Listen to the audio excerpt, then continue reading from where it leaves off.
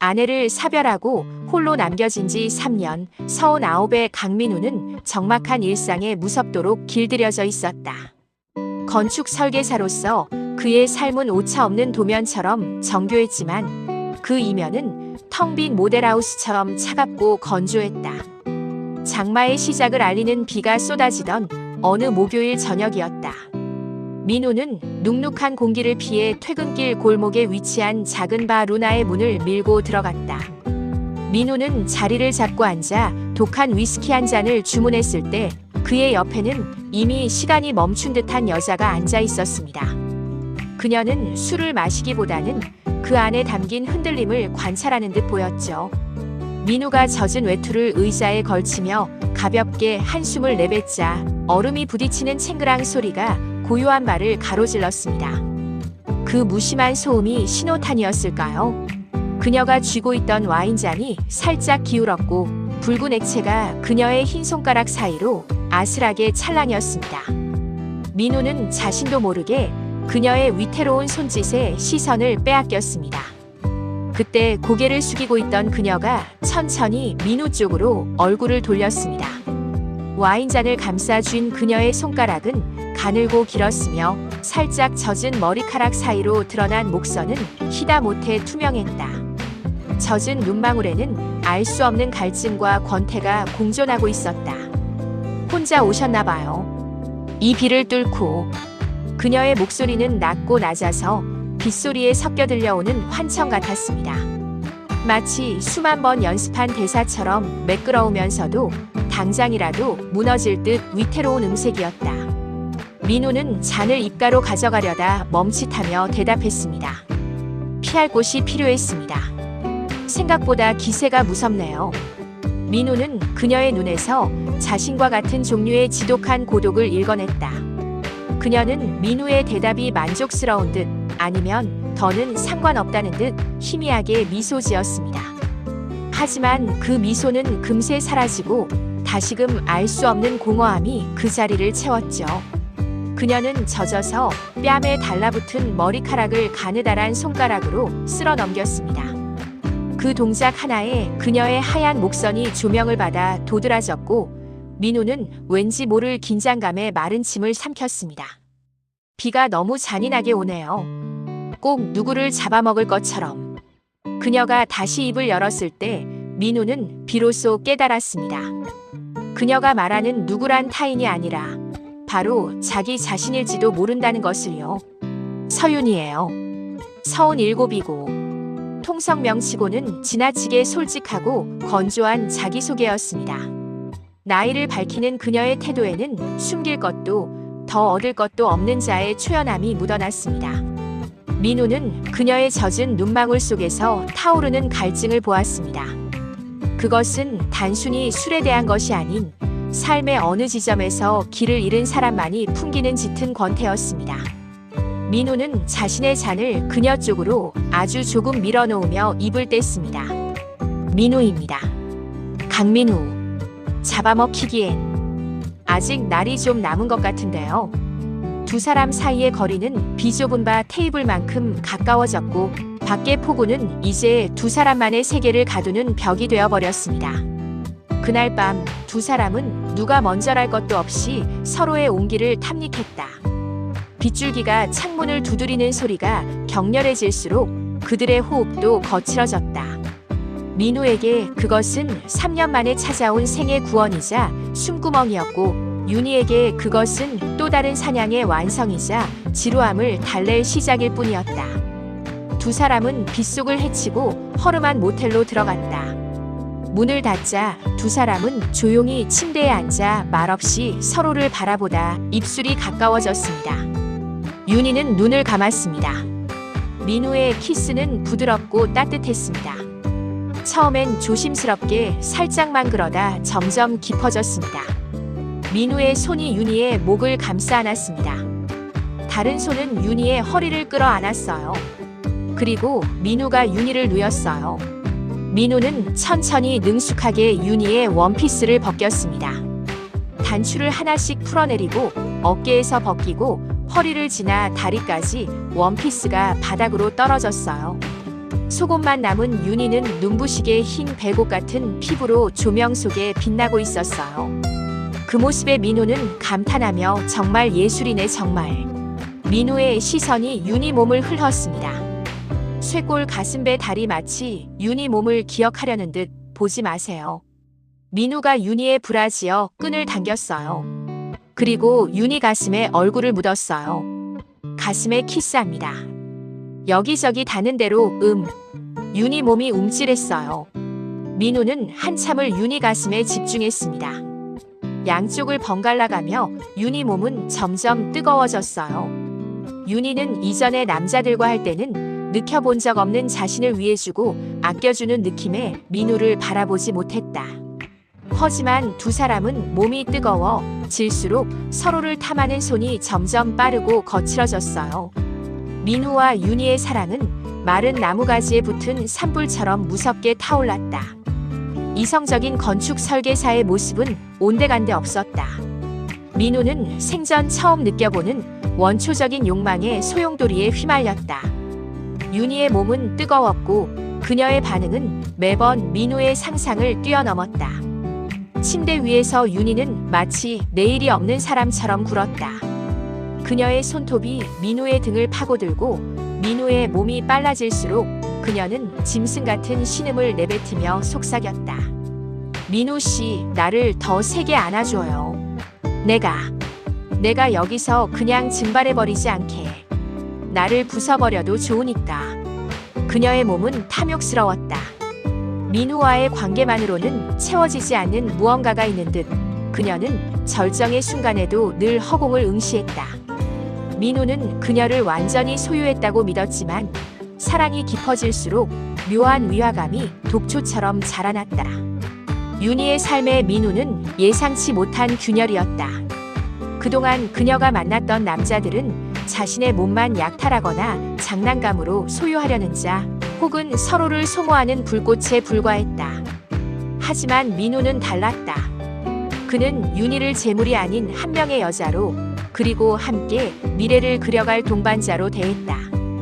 민호와 함께하는 일상은 항상 평안하고 따뜻했다. 주말 아침 창가로 들어오는 햇살을 받으며 민호가 정성껏 내린 커피 향기가 집안을 채울 때 윤희는 알지 못할 울컥함을 느꼈다. 윤희 씨, 이번에 새로 설계하는 집 말이야. 거실 채광을 당신이 좋아하는 이 느낌으로 살려보려고 해. 나중에 우리도 이런 곳에서 살면 좋잖아. 민호의 무심한 듯 따뜻한 고백에 윤희는 처음으로 자신의 어두운 과거를 떠올리며 수치심을 느꼈다. 그녀는 결심했다. 이제껏 자신을 갉아먹던 그 지독한 갈증을 끊어내기로. 그녀는 휴대폰 속 번호들을 하나둘 지워나갔고 화려한 클럽용 드레스들을 의류 수거함에 던져 넣었다. 윤희는 민호의 곁에서 평범한 여자가 되기 위해 필사적으로 노력했다. 퇴근하는 그를 위해 서툰 솜씨로 저녁 식사를 준비하고 그가 좋아하는 클래식 음악을 공부했다. 민호의 정교하고 차가웠던 설계 도면에 그녀라는 온기가 스며들 듯 그녀의 거칠었던 삶도 민호라는 필터를 거쳐 정화되는 것만 같았다. 민호 씨랑 있으면 세상이 참 다정하게 느껴져요. 내가 그동안 뭘 보고 살았나 싶을 정도로. 윤희는 진심이었다.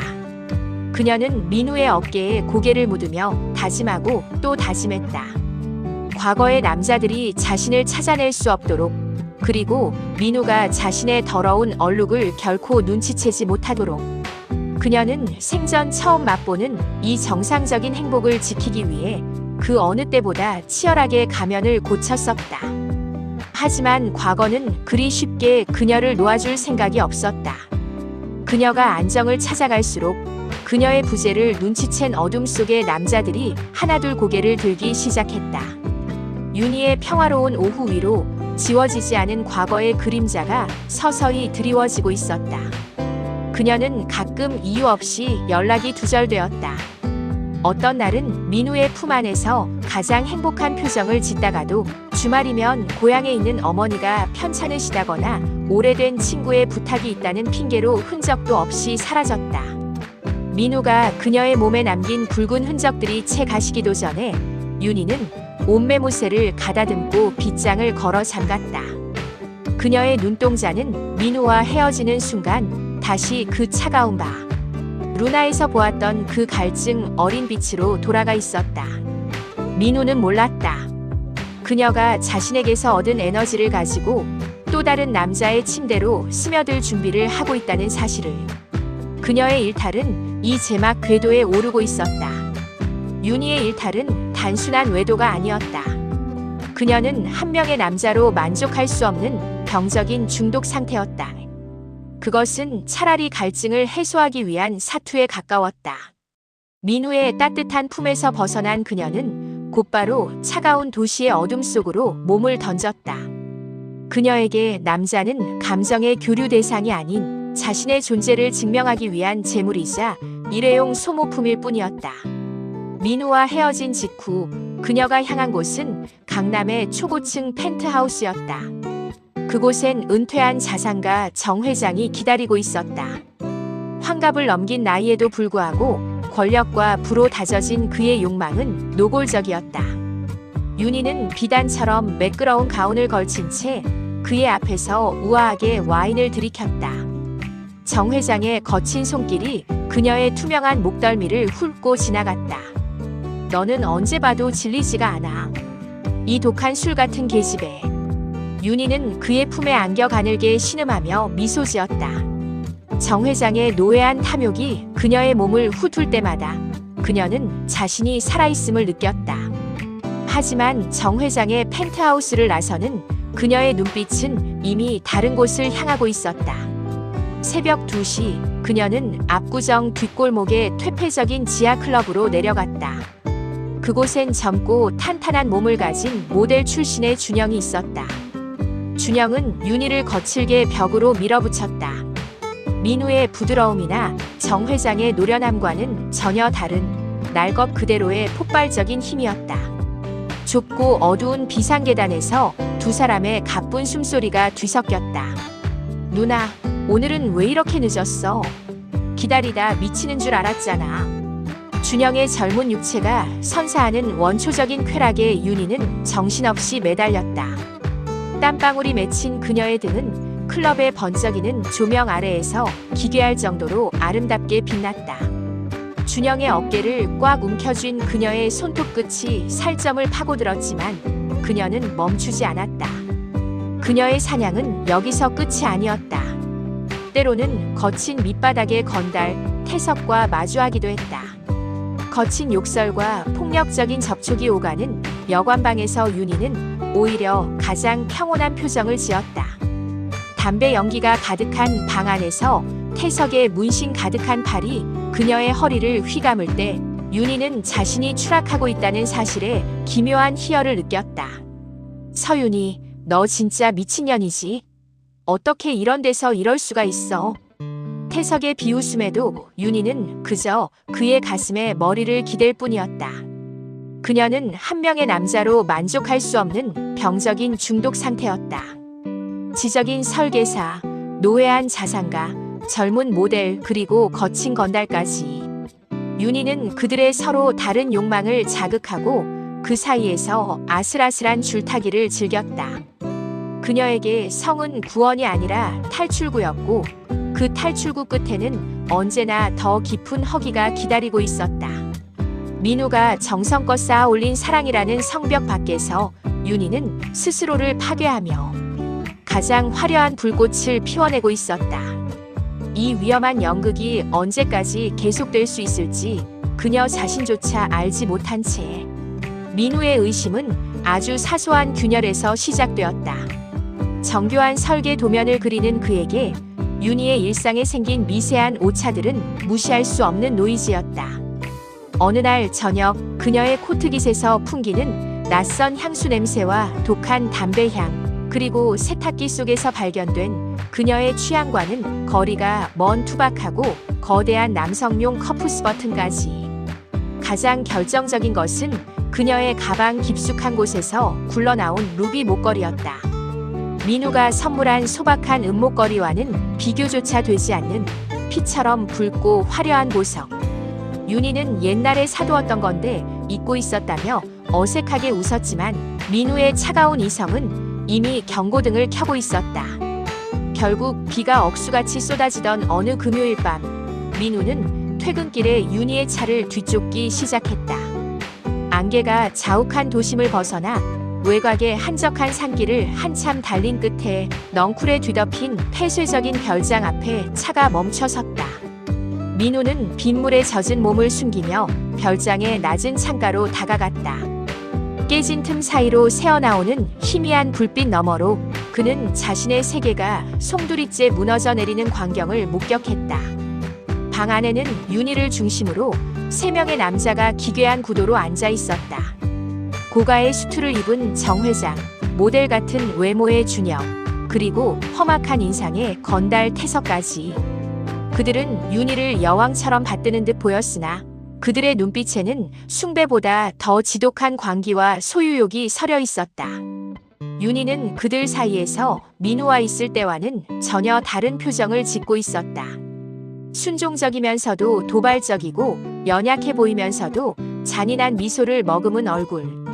그녀는 그들의 손길을 유혹하듯 받아내며 그들이 바치는 탐욕스러운 시선에 취해 있었다.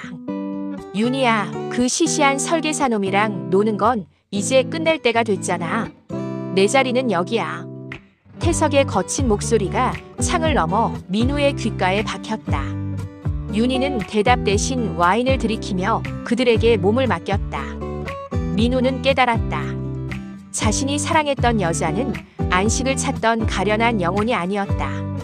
그녀는 그저 타오르는 욕망의 소용돌이 한가운데에서 죽음 같은 춤을 즐기는 악마였으며 자신 또한 그녀가 수집한 여러 재물 중 하나일 뿐이었다는 것을. 빗줄기는 더욱 굵어졌고 민우의 가슴 속엔 사랑 대신 차가운 사리와 허망함이 소용돌이치기 시작했다. 그곳은 인간의 정이 오가는 별장이 아니라 뒤엉킨 욕망들이 서로를 갉아먹는 거대한 무덤이었다. 갑자기 별장 안의 공기는 순식간에 영하로 떨어진 듯 차갑게 식어버렸다. 윤희가 떨리는 목소리로 그들에게 이별을 고했기 때문이었다. 그녀는 민우를 만난 후 처음으로 자신의 방탕하고 지저분한 생활을 바꾸고 안정된 삶을 살고 싶어 했다. 더 이상 누군가의 재물이니 놀이개가 아닌 한 남자의 아내로서 평범한 아침을 맞이하고 싶다는 갈망. 그것은 그녀의 생애 가장 진실한 고백이었다.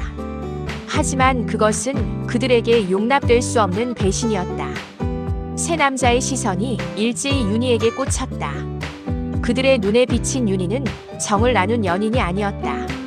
함께 소유하고 갈취하고 비틀어 즐기던 고가의 놀이개에 불과했다. 서윤이 지금 뭐라고 했어? 내가 우리를 떠나서 그 시시한 설계사놈한테 가겠다고. 조직 폭력배 출신의 태석이 으르렁거리며 자리에서 일어났다. 그는 거친 손길로 윤희의 머리채를 휘어잡아 바닥으로 내팽개쳤다.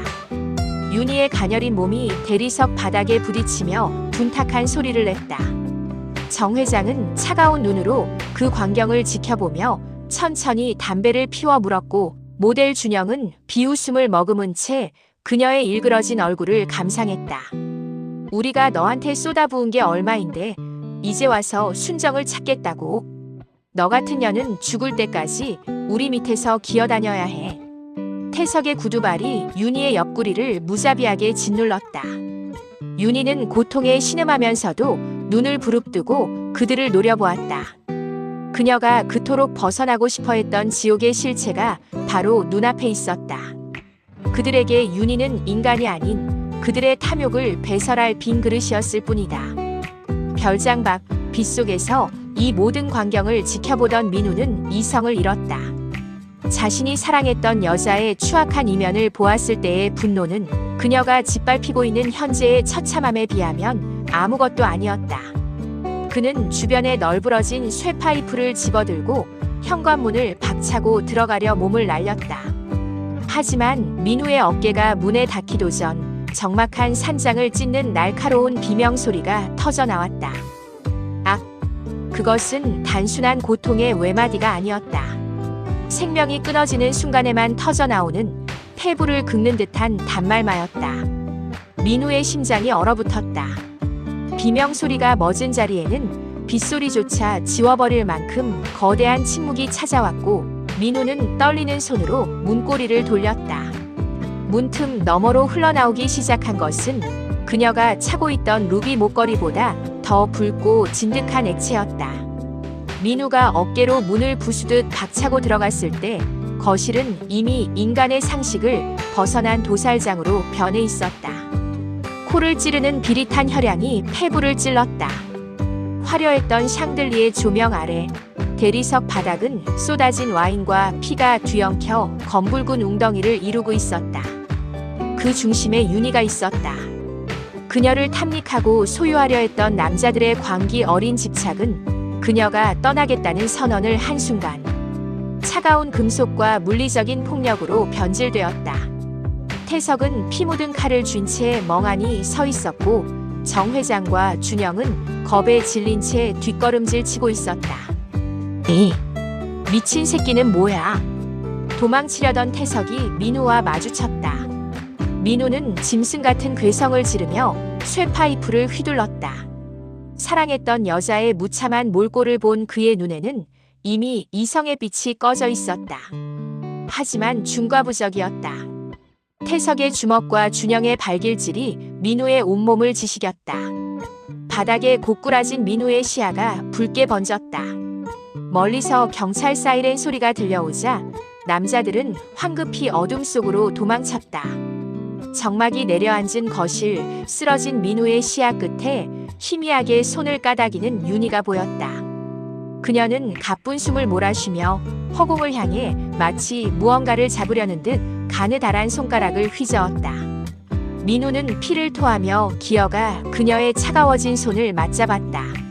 민호 씨, 비가 와요. 태어나 처음으로 진심으로 사랑했는데.